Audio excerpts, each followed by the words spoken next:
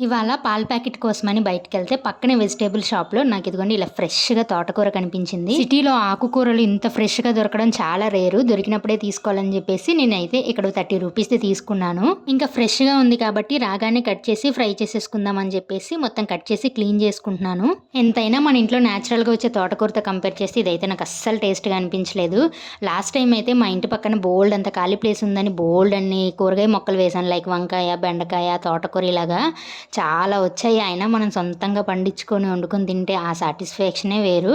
నాకిలా ఆకుకూరలు ఫ్రై చేసుకున్నప్పుడు దీంట్లో కొంచెం ఎక్కువ ఎండుమిర్చి అలానే గార్లిక్ ఉంటుంది కదా! అది కూడా ఎక్కువ వేసుకొని ఫ్రై చేసుకుంటాను.